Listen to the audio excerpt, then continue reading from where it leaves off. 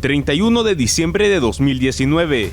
La ciudad de Wuhan, ubicada en el centro de China, comienza a preocupar a la comunidad científica internacional debido a decenas de casos de neumonía extraña para los médicos.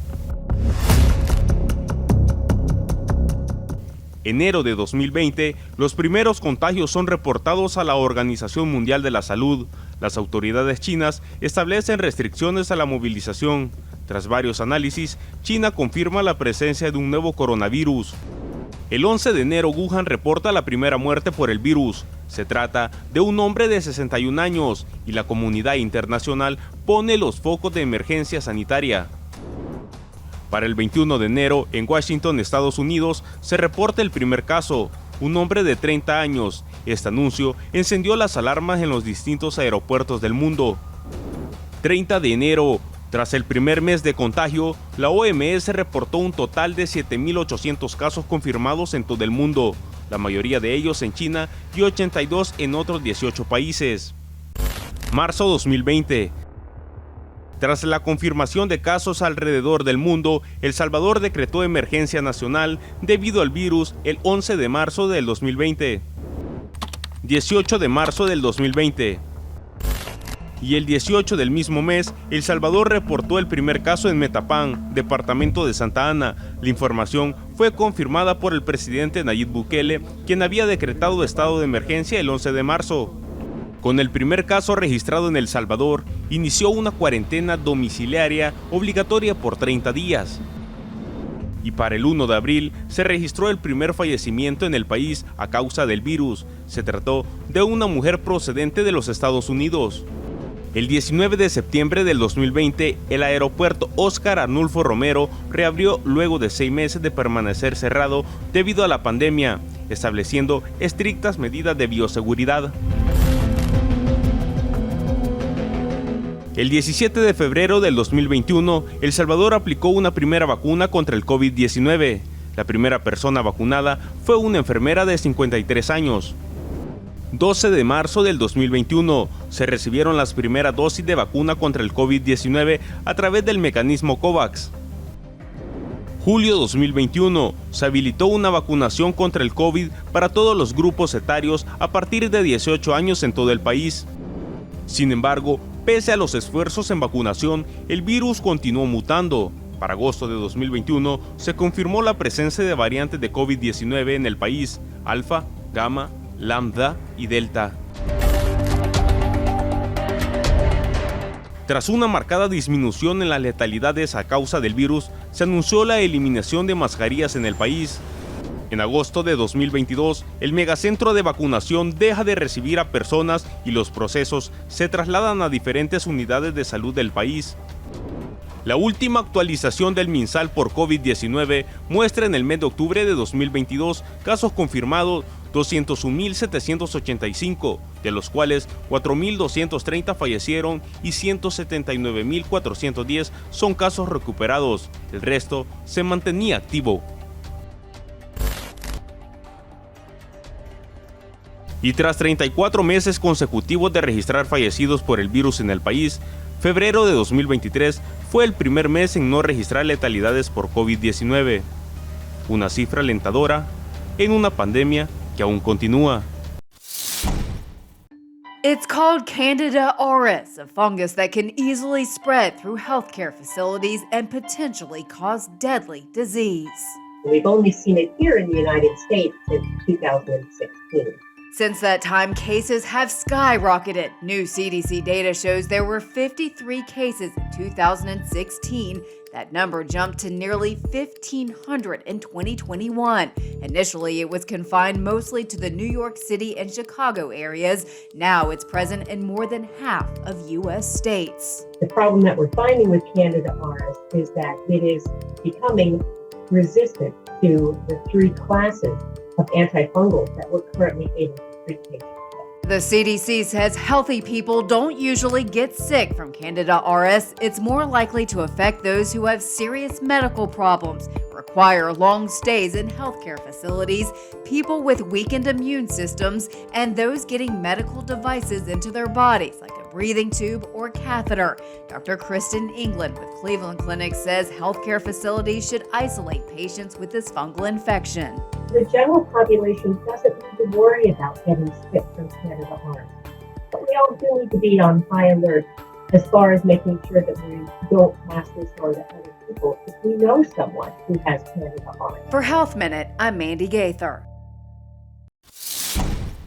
Esa formación de coágulos en la sangre puede darse en dos vías, la arterial, que por lo general afecta al corazón o el cerebro, y la de vena profunda, que puede dar en la pierna, pelvis y a veces en el brazo. Un ejemplo de una arteria es, por ejemplo, las arterias coronarias, que son las que dan sangre al corazón. Cuando hay una trombosis en una arteria coronaria hay un infarto cardíaco. Si fuera, por ejemplo, en el sistema del cerebro, puede ser un derrame cerebral, o si esa trombosis ocurriera en alguno de los brazos o las piernas, podría ser una isquemia y que la persona podría perder, por ejemplo, una extremidad. Y esa trombosis podría seguir expandiendo y llegar al pulmón. Y la embolia pulmonar es una causa importante de muerte a nivel mundial. Y esa precisamente es la complicación más grave. En procesos tromboembólicos, en Estados Unidos solamente más de 900,000 personas al año tienen eventos y es una causa importante de muerte, y la muerte por trombosis a nivel de todo Estados Unidos son más por trombosis que son por accidentes de tránsito, por VIH-Sida y por cáncer de seno.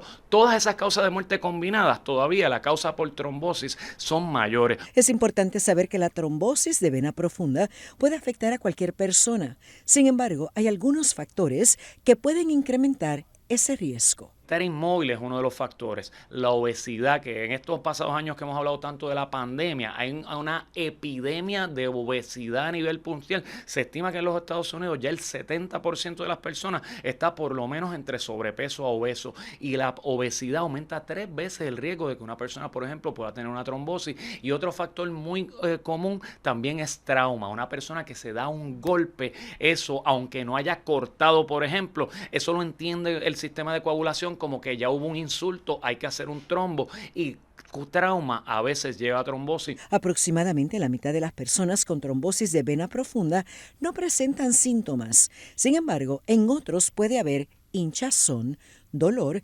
sensibilidad al tacto, enrojecimiento de la piel. La buena noticia es que hay tratamiento. De la década como del 2010 se desarrollaron unos medicamentos que se llaman los anticoagulantes noveles o los NOACs, porque son los más nuevos, y tienen unos beneficios de que, contrario a la warfarina, que era un medicamento que había que monitorear unos niveles de coagulación, no necesitan monitoreo y son más seguros en menos de riesgo de sangrado, y eso es algo bien importante del tratamiento. En adición al tratamiento con medicinas, que el tratamiento principal es anticoagulación, la otra parte bien importante es la compresión.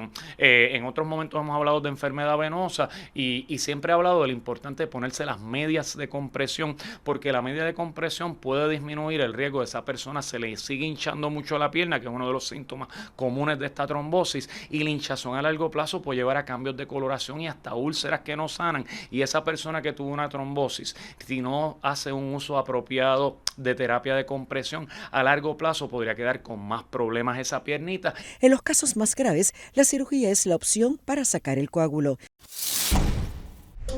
It's smelly, possibly harmful, twice the width of the continental U.S. This large mass of seaweed is moving.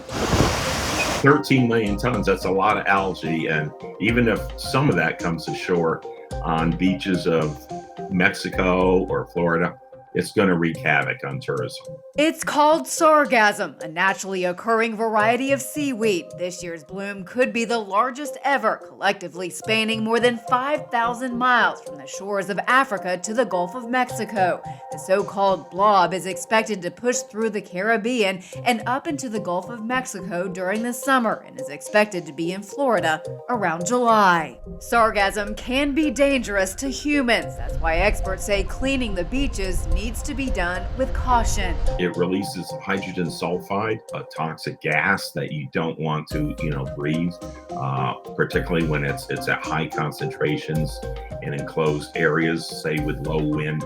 And it also has a lot of arsenic in the tissue. If you travel to an area with sargassum, officials say to supervise children, avoid touching or swimming near the seaweed, use gloves if you must handle it. If you have an irritation or breathing problems around hydrogen sulfide, stay away from the beach and avoid or limit your time on the beach if you have asthma or other respiratory problems. En la superficie de las manos portamos un gran número de microorganismos que incluyen virus, bacterias y hongos.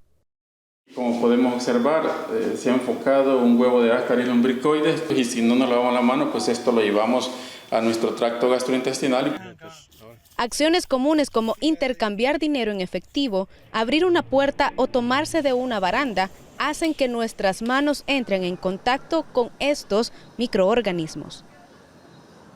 Quizás de las bacterias podríamos mencionar Salmonella typhi, Shigella, Escherichia coli, pero también se pueden adquirir a través de las manos contaminadas con estos microorganismos enfermedades parasitarias. En nuestras manos pueden ir contaminadas con huevos de Ascaris y de otros parásitos, y esto de igual manera pues generar una infección parasitaria en nuestro organismo. Quizás pensemos que la tapa de un sanitario público es uno de los objetos con más bacterias que puedan existir. Sin embargo, existen otras superficies que utilizamos en nuestros espacios todos los días que contienen incluso una mayor cantidad.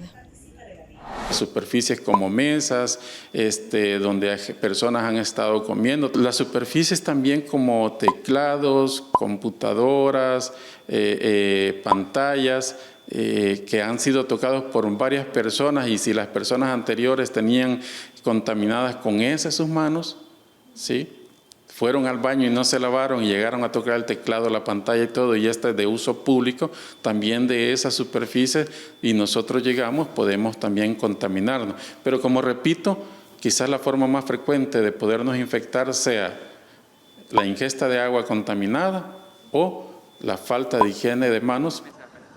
Tener una correcta higiene puede ser sencillo, según especialistas, dependiendo de factores como la frecuencia con la que se lava las manos. Bueno, frecuentemente, como casi siempre paso lavando ropa o trastos, pero sí cuando llego a la casa después de que he venido a comprar, me lavo con el jabón, ese líquido, ¿va? Me lo lavo hasta 3 veces al día, 4 veces al día. Es importante para la salud de uno. Para reducir la incidencia, en el caso de las enfermedades bacterianas, se pueden reducir hasta un 33% su transmisión, y en el caso de enfermedades parasitarias, pues se puede transmitir de igual forma entre un 20-30% de su transmisión. Es decir, no es 100% efectivo, pero el lavado de manos pues puede reducir en esos porcentajes la posibilidad de que podamos transmitirnos estas enfermedades. El doctor Guillermo Rodesno nos expone que el lavado de manos implica 5 pasos simples: mojar, enjabonar, frotar, enjuagar y secar. Una acción que debe de durar por lo menos de 15 a 40 segundos y ser frecuentes. Buenas, que pase Salvador Emiliano. Nosotros albergamos entre 104 y 109 tipos de bacterias. Además, mira, estamos hablando de virus, mira, hongos. Entonces, y de las enfermedades que nosotros podemos adquirir a través de no lavarnos las manos, vamos a comenzar primero con la enfermedad gastrointestinal. Y el caso más notable y ejemplar a nivel mundial, el caso del COVID-19, ¿verdad? Entonces, por eso es bien importante el lavado de las manos. El boletín epidemiológico del Ministerio de Salud hasta diciembre del 2022 muestra el acumulado de las enfermedades virales y que tienen mayor incidencia en la época más cálida en el país.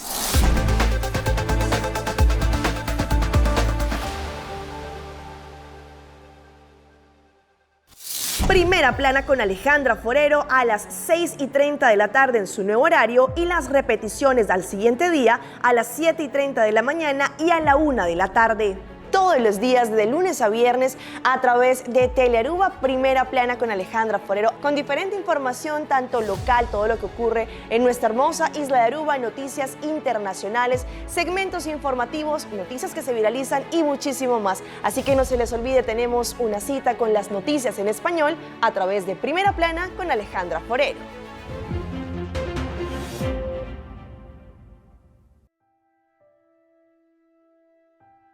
Hobi gente ta quiere, cultura cacho también es un cos.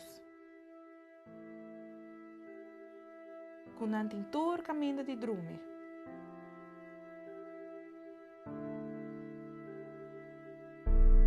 E não por uma onda kutá.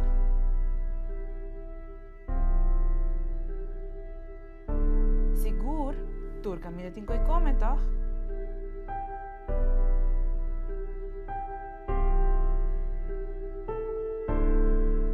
Pero en realidad está hopeleu.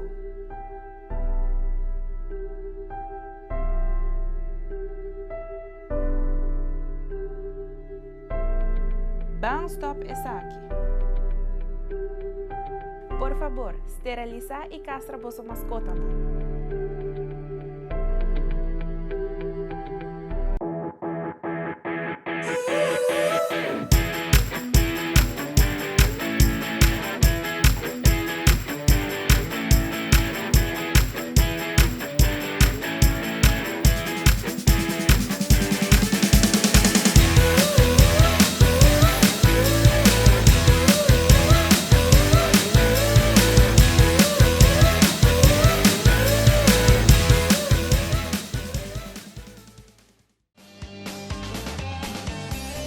Nos mainta turja luna jaranson y viernes de nuevo para su norte mainta. Repetición a tarde y su siguiente día. Riba live streaming. Nos mainta ta entretener, educar y informar. Nos mainta aquí na mes na Telearuba.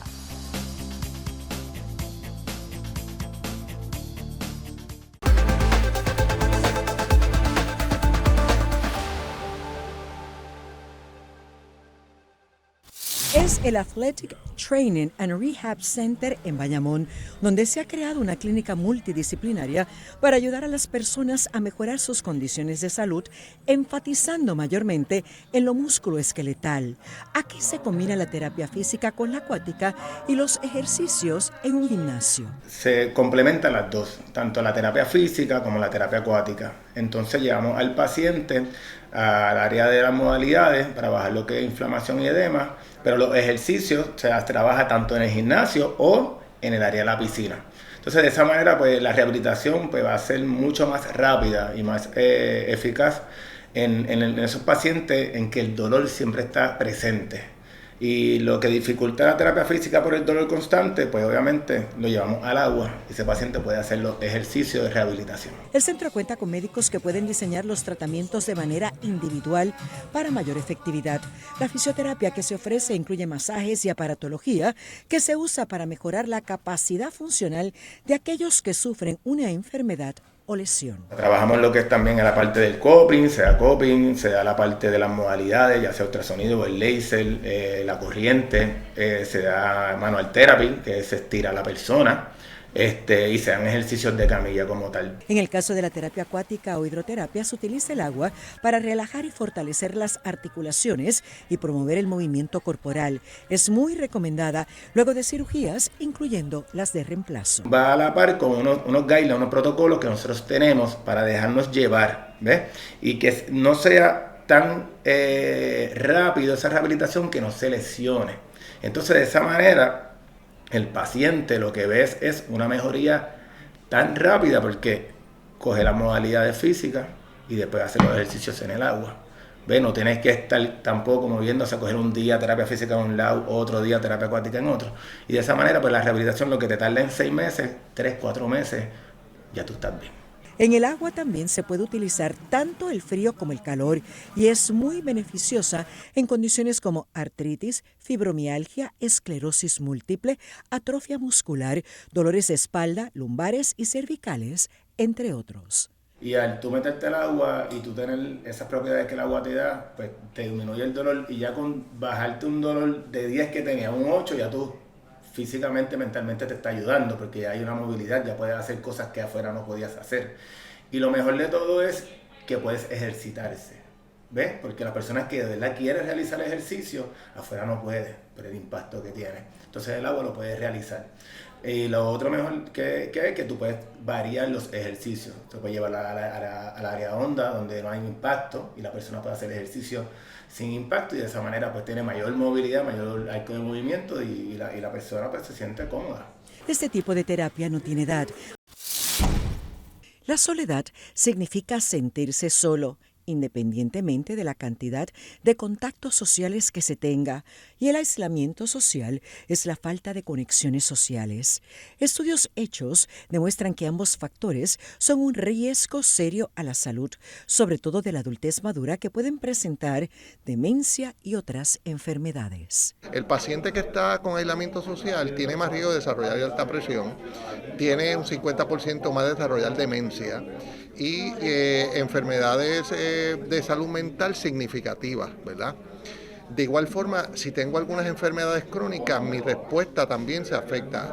Se afecta mi sistema inmune, hay estudios que han probado eso, y con pacientes con diagnósticos de fallo cardíaco, que me compete como cardiólogo, si el paciente que tiene soledad tiene 4 veces más riesgo de morir, tiene casi un 60% más riesgo de ser hospitalizado o de visitar una sala de emergencia que un mismo paciente con fallo que no esté solo. Inclusive la expectativa o años de vida se reduce. Tiene un riesgo mayor, ¿verdad? Afecta más su expectativa de vida, que en arroz habichuela es cuántos años usted pierde de vida.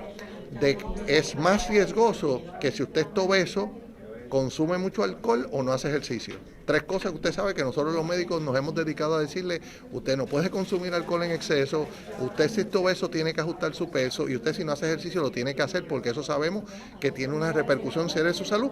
Pues estar aislado socialmente es más riesgoso que esas 3 cosas y tiene el mismo peso que fumar 15 cigarrillos al día. También la soledad ha sido asociada a mayores tasas de depresión, ansiedad y suicidio. Por ello, Triple S, en conjunto con el Departamento de Salud y la Universidad Central del Caribe, se han unido para medir esos 2 factores en los puertorriqueños, para conocer quiénes y en qué región están a mayor riesgo. Es que un problema de salud pública, pero no está cuantificado para Puerto Rico. Así que no sabemos específicamente cómo se estima a nivel de la población y que es un asunto que puede ir más allá del adulto mayor. Puede ser un asunto que afecta a jóvenes, adolescentes, y por eso se hace esta alianza entre lo que es el sistema de vigilancia del BRFSS en Puerto Rico y la encuesta juvenil para poder mirar esos indicadores a nivel poblacional. Así que el estudio incluirá al adulto mayor y a los jóvenes. Esas variables individuales del aislamiento y la soledad con otros factores de riesgo y ver qué es lo que está sucediendo. Nos va a dar una foto en el tiempo de qué está sucediendo en términos del aislamiento social y de la soledad en los adultos mayores. El continuo desde cuando los adolescentes son una población bastante olvidada en Puerto Rico y entonces porque piensan que todas estas conductas son clásicas de su edad. Y entonces no se le da importancia. Así que ver si realmente tienen una problemática de aislamiento social o de soledad es muy importante para atacarlo porque está bien asociado a suicidio, también se ha asociado a uso de drogas. Según la Organización Mundial de la Salud, existen más de 200 enfermedades estomacales, entre ellas las infecciones diarreicas y la intoxicación por alimentos. Ambos padecimientos tienden a confundirse, pero hay un síntoma que los diferencia. Y en el caso de una diarrea infecciosa, pues evidentemente el síntoma clásico es una diarrea acuosa, abundante y acompañado del malestar general que normalmente la fiebre provoca, ¿verdad? Lógicamente. En el caso de intoxicaciones, muchas veces no necesariamente se van a acompañar de las evacuaciones constantes y el dolor puede complicarse incluso con náuseas y con el deseo frecuente o vómito como parte del proceso. Aunque a veces se culpa a la comida de la calle como la principal causa de este tipo de enfermedades, usted puede adquirirlas comiendo en el mejor restaurante, el mercado o incluso en su casa, ya que el problema no es el alimento, es su proceso. definitivamente una intoxicación tiene que ver con la mala elaboración o con la elaboración de productos inadecuados que provocan un daño a la mucosa gástrica y por ende, además del daño a la mucosa gástrica, todo el cuadro que anteriormente hemos mencionado. Y en el caso de un problema infeccioso estamos hablando que hay contaminación, la más frecuente de heces o contaminación con excretas de animales. De esos malestares, los salvadoreños nos dicen cuáles han experimentado y qué hacen cuando tienen los síntomas. Por intoxicación, diarreas pero a ver, alguna mala comida quizás. Lo que hago es comprar medicina en la farmacia. Le voy a decir que yo casi cosas grasosas así no como. Ajá, entonces no, yo nunca me he enfermado así casi. Es raro que yo me enferme así del estómago. No, yo no ando yendo del médico casi. No, a mí nunca me ha gustado ir. Yo lo que hago es pedirme a Dios y Dios me cura. Pero yo trato la manera de comer lo más suave que puedo, lo más para no enfermarme, pero así intoxicación nunca he tenido. Como yo tengo mis remedios de mi pueblo y eso me curan. Pero sí, me hago exámenes seguidos. Un buen diagnóstico y consultar a tiempo le brindará un tratamiento certero. Algunos procesos, principalmente infecciosos, el antibiótico es la solución. Y en el caso de una intoxicación, el organismo se va a encargar de eliminar lo que ha provocado la intoxicación y básicamente es de tratar los síntomas que más molestan o que están provocando el cuadro. Para evitar estas enfermedades, cuide lo que come, tome medidas básicas de higiene y elija bien dónde consume sus alimentos. El trastorno de pánico puede ser repentino como frecuente. Muchas personas pueden tener 1 o solo 2 ataques de pánico en su vida. El problema quizás desaparece cuando se resuelve una situación estresante. Sin embargo, hay otros que les da recurrentemente y pasan mucho tiempo con miedo constante. Que es el miedo específico a algo, por ejemplo a lugares cerrados, a un insecto, a las profundidades, al mar. Hay diferentes cosas que nos provocan una fobia en específico. El ataque de pánico se diferencia en que no hay posiblemente algo que lo provoque, que viene de la nada muchas veces. Claro, muchas veces ese miedo en pensamiento a yo empezar a recordar posiblemente algún tipo de evento traumático, sí podría desencadenar que viniera ese ataque de pánico, pero no siempre es así. Usualmente viene de la nada y viene de repente, no se puede predecir que venga. Los ataques de pánico se ven muy común en la población en Puerto Rico y usualmente se dan en jóvenes adultos. Un poco antes de los 25 hasta los 35 podemos ver que las personas tengan ataques de pánico. Se dan el doble en mujeres que en varones, nos dice la literatura, y no tiene un evento predecesor aparente. Ni tampoco hay una explicación básicamente que te diga por factores genéticos o por factores culturales que venga. Las personas que lo sufren te dicen que surge de la nada. Así que hasta ahora no existe una causa como tal. Entre sus síntomas está la sensación de peligro o una fatalidad inminente, o sea, pensar que me voy a morir, taquicardia, palpitaciones, sudor, temblores, náuseas. De hecho, puede estar ligado a otros trastornos mentales. Usualmente son el síntoma de alguna condición mayor. Por ejemplo, ansiedad generalizada, depresión, algún tipo de afección mánica, algún tipo de problema de sustancias, sobre todo con alcohol o algún tipo de sustancia estimulante, como sería la cocaína. Sí, podría darse ataque de pánico con ellos. Estresores mayores, me estoy divorciando, tengo perdí un hijo, perdí un familiar significativo, tengo miedo que me despidan del trabajo o las cosas no están saliendo como yo esperaba, pues sí. Es de suma importancia entender que los ataques de pánico pueden afectar otras áreas de su vida y salud, así como empeorar condiciones existentes. Debe buscar tratamiento. Los ataques de pánico son una de las condiciones que mayor te pueden llevar a la recuperación. Pueden desaparecer. Usualmente hay que tener ayuda médica, alguna medicación. La psicoterapia es excelente. Hay métodos caseros, como es la famosa bolsa de papel y poder respirar en ella, ayuda mucho. Lo que es el grounding es una técnica que mucho se utiliza cuando trabajamos con ataques de pánico. Los ataques de pánico también pueden llevar a fobias, rechazo en el trabajo, rechazo en la escuela y riesgo elevado de suicidio.